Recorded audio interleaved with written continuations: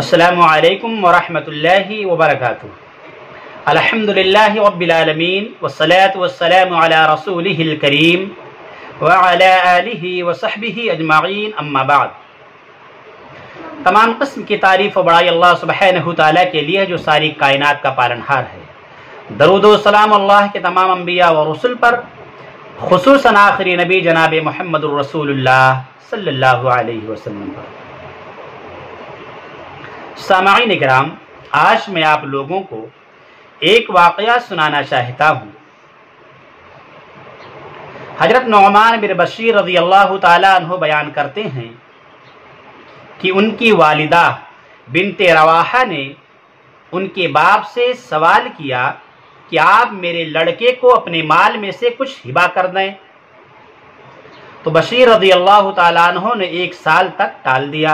اس کے بعد وہ ہبہ کرنے کے لیے تیار ہوئے تو نعمان رضی اللہ تعالیٰ عنہ کی ماں نے کہا کہ میں راضی نہیں ہوں گی جب تک آپ رسول اللہ صلی اللہ علیہ وسلم کو اس ہبہ پر گواہ نہ بنا لو جو میرے بیٹے کو آپ نے دیا ہے۔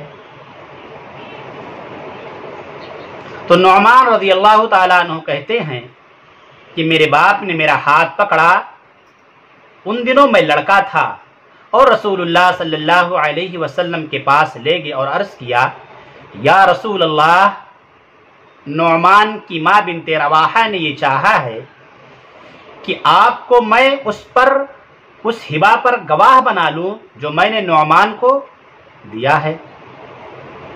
تو آپ صلی اللہ علیہ وسلم نے بشیر رضی اللہ تعالیٰ عنہ سے کہا کہ اے بشیر، کیا نعمان کے علاوہ تمہارے اور بھی لڑکے ہیں؟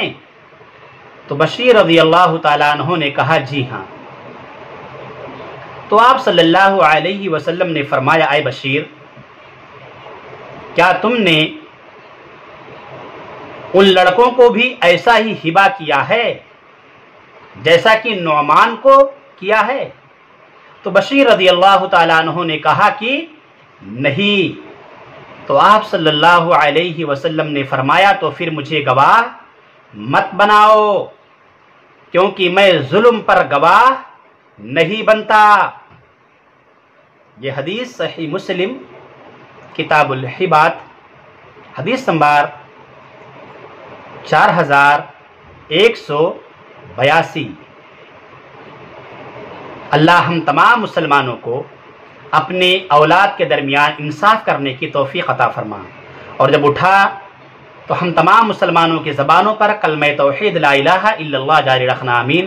وآخر دعوانا الحمدللہ رب العالمین۔